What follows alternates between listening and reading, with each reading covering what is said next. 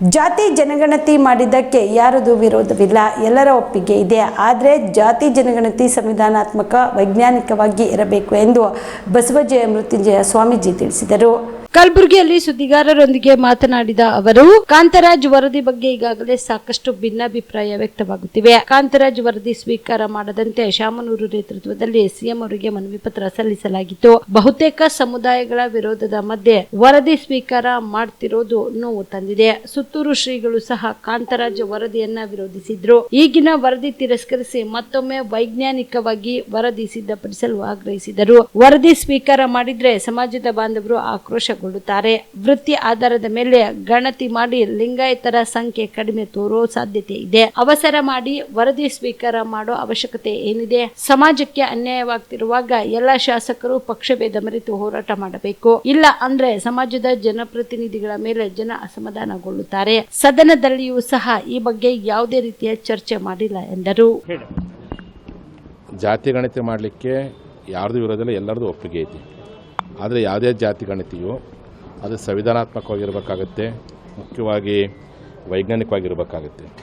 ಆದರೆ 7 ವರ್ಷಗಳ ಹಿಂದೆ ನಿರ್ಮಾಣಗೊಂಡಿರ್ತಕ್ಕಂಥ ಕಾಂತರಾಜ್ ಆಯೋಗ ವರದಿಯನ್ನು ಸರ್ಕಾರ ಈಗಾಗಲೇ ನಮ್ಮ ದಕ್ಷಿಣ ಕರ್ನಾಟಕದ ಒಕ್ಕಲಿಗ ಸಮುದಾಯದವರು ಅದ್ರ ಬಗ್ಗೆ ಭಿನ್ನಾಭಿಪ್ರಾಯ ವ್ಯಕ್ತಪಡಿಸಿದ್ದಾರೆ. ಲಿಂಗಾಯತರು ಸಹ ಭಿನ್ನಾಭಿಪ್ರಾಯ ವ್ಯಕ್ತಪಡಿಸಿದ್ದಾರೆ. ಇಷ್ಟೆಲ್ಲದರ ನಡುವೆ ನಮ್ಮ ಸಮುದಾಯದ ಸುಮಾರು 70ಕ್ಕಿಂತ ಹೆಚ್ಚು ಜನ ಎಲ್ಲ ಲಿಂಗಾಯತ ಶಾಸಕರು ಶಾಮನೂರು ಶಿವಶಂಕರಪ್ಪನವ್ರ ನೇತೃತ್ವದಲ್ಲಿ ಹೋಗಿ ಸನ್ಮಾನ ಮುಖ್ಯಮಂತ್ರಿ ಮನವಿ ಮಾಡಿಕೊಂಡಿದ್ರು. ಈ ವರದಿಯನ್ನು ಯಾವ ಕಾರಣಕ್ಕೂ ನೀವು ಸ್ವೀಕಾರ ಮಾಡಬಾರ್ದು ಅಂತ. ಈ ನಡುವೆ ಅಖಿಲ ಭಾರತೀಯ ವೀರಶೈವ ಮಹಾಸಭೆಯವರು ದಾವಣಗೆರೆ ನಡೆದಂತಹ ಸಮಾವೇಶದಲ್ಲಿ ನಿರ್ಣಯವನ್ನು ಮಂಡಿಸಿದ್ದಾರೆ. ಕಾಂತರಾಜ್ ವರದಿಯನ್ನು ನಾವು ತಿರಸ್ಕಾರ ಮಾಡ್ತೀವಿ, ವರದಿ ಸ್ವೀಕಾರ ಮಾಡಬಾರ್ದು. ಇಷ್ಟೆಲ್ಲ ಸಮುದಾಯಗಳ ಒತ್ತಡದ ನಡುವೆಯೂ ಸಹ ಮತ್ತೆ ವರದಿ ಸ್ವೀಕಾರ ಮಾಡುವಂಥ ಸರ್ಕಾರದ ಈ ರೀತಿಯಾಗಿರ್ತಕ್ಕಂಥ ನಿರ್ಧಾರ ನಿಜವೂ ಸಹ ಸಮುದಾಯದಲ್ಲಿ ನಿರಾಶೆಯನ್ನು ಉಂಟು ಮಾಡುತ್ತೆ. ಶಾಸಕರ ಮಾತುಗಳಿಗೆ ಬೆಲೆ ಇಲ್ಲ ಅಂತಂದರೆ ಸಮುದಾಯದ ಗುರುಗಳಾಗಿರ್ತಕ್ಕಂಥ ಸುತ್ತಿರಣ ಶ್ರೀಗಳವರು ಸಹ ವೀರಶೈವ ಮಹಾಸಭಾ ಅಧಿವೇಶನದಲ್ಲಿ ಅದ್ರ ಬಗ್ಗೆ ವಿರೋಧ ವ್ಯಕ್ತಪಡಿಸ್ತಾರೆ. ಧರ್ಮಗುರುಗಳ ಬಗ್ಗೆಯೂ ಸಹ ಇಷ್ಟೆಲ್ಲ ಹೇಳಿದ್ರು ಇಷ್ಟೊಂದು ತರಾತುರಿಯಲ್ಲಿ ಇಷ್ಟೊಂದು ಹಠ ಮಾಡಿ ವರದಿಯನ್ನು ಸ್ವೀಕಾರ ಮಾಡುವಂಥ ಜರುರತ್ತು ಏನಿರುತ್ತೆ ಅಂತೇಳಿ ನಾವು ಹೇಳಕ್ಕೆ ಇಚ್ಛೆಪಡ್ತೀವಿ. ಈಗಲೂ ಕಾಲ ಮುಚ್ಚಿಲ್ಲ. ವರದಿಯನ್ನು ಸ್ವೀಕಾರ ಮಾಡಲಾರ್ದೇ ವೈಜ್ಞಾನಿಕವಾಗಿ ಮತ್ತೊಮ್ಮೆ ಜಾತಿ ಗಣತಿ ಮಾಡೋ ಪ್ರಯತ್ನ ಮಾಡಿ. ಈ ರಾಜ್ಯದೊಳಗೆ ಯಾವ್ಯಾವ ಜನಾಂಗದವರು ಎಷ್ಟೆಷ್ಟು ಸಂಖ್ಯೆ ಪ್ರಾಮಾಣಿಕ ಗೊತ್ತಾಗಲಿ, ದತ್ತಾಂಶಗಳ ಮೂಲಕ ವೈಜ್ಞಾನಿಕವಾಗಿ ಮಾಡಲಿ.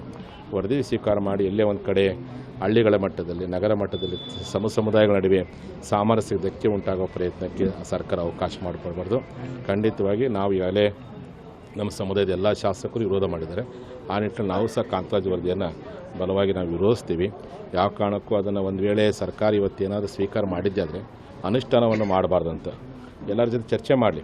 ಸಮುದಾಯದಲ್ಲಿರ್ತಕ್ಕಂಥ ಎಲ್ಲ ಜನಪ್ರತಿನಿಧಿಗಳನ್ನು ಕರೀರಿ, ಸಮುದಾಯದ ಮಠಾಧೀಶರನ್ನು ಕರೀರಿ, ಎಲ್ಲರಿಗೂ ಚರ್ಚೆ ಮಾಡಿಕೊಂಡು ಈ ರೀತಿಯ ತೀರ್ಮಾನ ಕೈಗೊಳ್ಳಬೇಕು ಹೊರತು ತರಾತುರಿಯಲ್ಲಿ ಅದನ್ನು ಸ್ವೀಕಾರ ಮಾಡುವಂಥದ್ದು, ಅದು ಅನುಷ್ಠಾನ ಮಾಡುವಂಥ ಪ್ರಯತ್ನ ಮಾಡೋದು ಎಲ್ಲೇ ಒಂದು ಕಡೆ ಈ ಸಮುದಾಯ ನಿಮ್ಮ ಮೇಲೆ ಇಟ್ಟಂಥ ನಂಬಿಕೆ, ನಿಮ್ಮ ಮೇಲೆ ಇಟ್ಟಿರ್ತಕ್ಕ ಭರವಸೆ ಏನಿದೆ ಅದು ಎಲ್ಲೇ ಒಂದು ಕಡೆ ಕಳ್ಕೊಳ್ಳುತ್ತೆ ಅನ್ನುವಂಥ ಕಿವಿ ಮಾತು ಹೇಳಕ್ಕೆ ಇಚ್ಛೆ ಪಡ್ತೀನಿ. ಒಂದು ವೇಳೆ ಅದನ್ನು ಖಂಡಿತವಾಗಿ ಸ್ವೀಕಾರ ಮಾಡಿದ್ದೇ ಆದರೆ ಇಡೀ ರಾಜ್ಯಾದ್ಯಂತ ಸಮಾಜ ಬಾಂಧವರು ಆಕ್ರೋಶಗೊಳ್ತಾರೆ. ಈಗಾಗಲೇ ಭಾಳಷ್ಟು ಅಸಮಾಧಾನಗೊಂಡಿದ್ದಾರೆ. ಇಲ್ಲ ಲಿಂಗಾಯತರು ಇಷ್ಟೆಲ್ಲ ದೊಡ್ಡ ಸಮಾಜ ಕರ್ನಾಟಕದಲ್ಲಿ ಇದೆ ಅನ್ನೋದು ಎಲ್ಲರಿಗೂ ಗೊತ್ತಿರ್ತಕ್ಕಂಥದ್ದು. ಎಲ್ಲೇ ಒಂದು ಕಡೆ ನೀವು ಸಮೀಕ್ಷೆ ಮಾಡೋ ಸಂದರ್ಭದಲ್ಲಿ ಅವ್ರ ವೃತ್ತಿಗಳ ಆಧಾರದ ಮೇಲೆ ನೀವು ಜನಗಣತಿ ಮಾಡಿದಿರಿ. ಅವರೆಲ್ಲ ಮೂಲತಃ ಲಿಂಗಾಯತರೇ. ಹೀಗಾಗಿ ಲಿಂಗಾಯತರ ಸಂಖ್ಯೆ ಕಡಿಮೆ ತೋರಿಸುವಂಥದ್ದು ಎಲ್ಲ ವಾಟ್ಸಪ್ ಸೋಷಿಯಲ್ ಮೀಡಿಯಲ್ಲಿ ಬಂದಿದೆ. ಇಲ್ಲ ವರದಿ ಸ್ವೀಕಾರ ಮಾಡೋಕ್ಕೆ ಹೆಂಗೆ ಹೇಳ್ತೀರಿ ಅಂತ ಹೇಳ್ತಾರೆ. ನೀವು ಇಷ್ಟೊಂದು ಅವಸರ ಮಾಡಿ ವರದಿ ಸ್ವೀಕಾರ ಮಾಡುವಂಥ ಅವಶ್ಯಕತೆ ಏನೈತಿ?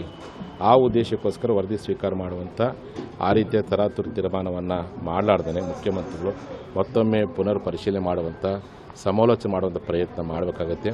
ದೊಡ್ಡ ಸಮುದಾಯದ ನಡುವೆ ಯಾವ ಕಾರಣಕ್ಕೂ ಮನಸ್ತಾಪಗಳು ಉಂಟಾಗದ ರೀತಿಯಲ್ಲಿ ತಾವು ಪ್ರಯತ್ನ ಪಡಬೇಕು ಅಂತೇಳಿ ನಾನು ಮುಖ್ಯಮಂತ್ರಿ ಅಲ್ಲ ಅದಕ್ಕೆ ಈಗ ಏನಾಗಿದೆ ಅಂತ ಗೊತ್ತಿಲ್ಲ. ಅಷ್ಟೊಂದು ಅವಸರವನ್ನು ಏನಿತ್ತು ಅಂತ ಮತ್ತೊಮ್ಮೆ ಜಾತಿ ಗಣತಿ ಮಾಡೋ ಅವಕಾಶವಿತ್ತಲ್ಲ. ಆ್ಯಕ್ಚುಲಿ ಸುಪ್ರೀಂ ಕೋರ್ಟ್ನ ನಿಯಮದ ಪ್ರಕಾರ ಜಾತಿ ಗಣತಿ ಮಾಡುವಂಥ ಪರಮಾಧಿಕಾರ ಕೇಂದ್ರ ಸರ್ಕಾರಕ್ಕಿದೆ ಅಂತ ತಿಳ್ಕೊಂಡಿದ್ದೀವಿ. ಇವರು ಮಾಡಿದ್ದು ಆರ್ಥಿಕ ಮತ್ತು ಸಾಮಾಜಿಕ ಸಮೀಕ್ಷೆ ಅಂತೇಳಿ. ಆರ್ಥಿಕ ಮತ್ತು ಸಾಮಾಜಿಕ ಸಮೀಕ್ಷೆಯನ್ನೇ ಜಾತಿ ಗಣತಿ ಅಂತೇಳಿ ಅದನ್ನು ಸ್ವೀಕಾರ ಮಾಡಿ ಸಮಾಜದ ನಡುವೆ ಇರ್ತಕ್ಕಂಥ ಅಸಮಾಧಾನಕ್ಕೆ ಸರ್ಕಾರ ಗುರಿಯಾಗಬಾರ್ದು ಅಂತ ಅದಕ್ಕೆ ನಾನು ಹೇಳಕ್ಕೆ ಇಚ್ಛೆಪಡ್ತೀನಿ. ನೀವು ಅದನ್ನು ಮಾರ್ಪಾಡು ಮಾಡಿಕೊಟ್ಟಿದ್ದೀರೋ ಬಿಟ್ಟು ನಮಗೆ ಗೊತ್ತಿಲ್ಲ. ಅದರೊಳಗೆ ಏನೈತೆ ಅಂತಲೂ ಗೊತ್ತಿಲ್ಲ. ಹಾಗಾಗಿ ಪುನರ್ ಜಾತಿ ಗಣತಿ ಮಾಡುವಂಥ ಪ್ರಾಮಾಣಿಕ ಪ್ರಯತ್ನ ಮಾಡಲಿ. ಸಂಖ್ಯೆಗಳ ಆಧಾರದ ಮೇಲೆ ಕಾನೂನಾತ್ಮಕವಾಗಿ ವೈಜ್ಞಾನಿಕ ಮಾಡಲಿ. ಎಲ್ಲರೂ ಒಪ್ಕೊಂತಾರೆ. ಈಗ ಭಾಳ ಕಡೆ ಏನಂತಾರೆ, ನಮ್ಮ ಕಡೆ ಸಮೀಕ್ಷೆ ಬಂದೇ ಇಲ್ಲ, ಇದು ಎಲ್ಲೇ ಒಂದು ಕಡೆ ನಮ್ಮ ಗಮನಕ್ಕೆ ಬಾರಲಿನ ಸಮೀಕ್ಷೆ ಮಾಡೋಂಥ ಒಂದು ಕೂಗೆದ್ದಿದೆ. ಇಂಥ ಒಂದು ಅನುಮಾನಗಳ ನಡುವೆ, ಇಂಥ ಒಂದು ಅಪಸ್ಯಗಳ ನಡುವೆ ಈ ರೀತಿ ತರಾತುರಿಯಲ್ಲಿ ಸ್ವೀಕಾರ ಮಾಡುವಂಥದ್ದು ಸರಿಯಲ್ಲ.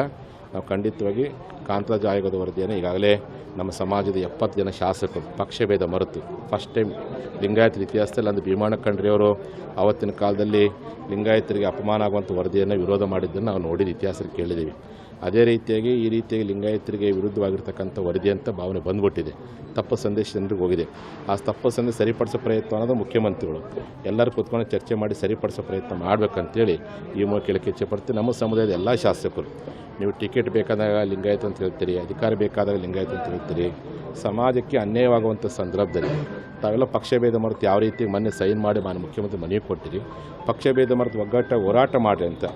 ಈಗ ನಿಮ್ಮ ತಾತ್ಕಾಲಿಕ ಅಧಿಕಾರ ಸುಖಕ್ಕೋಸ್ಕರವಾಗಿ ಭವಿಷ್ಯದ ಸಮಾಜ ನವಜೀವನ ಬ್ಲಡ್ ಸೆಂಟರ್ ಕಲಬುರಗಿ ಜಿಲ್ಲೆಯ ಬೃಹತ್ blood bank Navajeevan blood centre ನಲ್ಲಿ ಎಲ್ಲಾ ಗ್ರೂಪ್ನ ರಕ್ತದ ಜೊತೆಗೆ ಎಸ್ಡಿಪಿ, ಪಿಆರ್ಪಿ, ಆರ್ಡಿಪಿ, ಎಫ್ಎಫ್ಪಿ, ಪ್ಲೇಟ್ಲೆಟ್ಸ್ 24x7 ಲಭ್ಯ. ಕಲಬುರಗಿ ಜಿಲ್ಲೆಯ ಎಲ್ಲ ಆಸ್ಪತ್ರೆಯ ಬಾಗಿಲಿಗೆ ತುರ್ತು ಸೇವೆ. ಹೆಚ್ಚಿನ ಮಾಹಿತಿಗಾಗಿ ಸಂಪರ್ಕಿಸಿ ಓಲ್ಡ್ ಆರ್ಟಿಒ ಕಚೇರಿ, ಎಎಸ್ಎಂ ಆಸ್ಪತ್ರೆ ಹತ್ತಿರ, ಕಲಬುರಗಿ. ಮೊಬೈಲ್ ನಂಬರ್ 8147979654 ಮತ್ತು 08472240066 240066.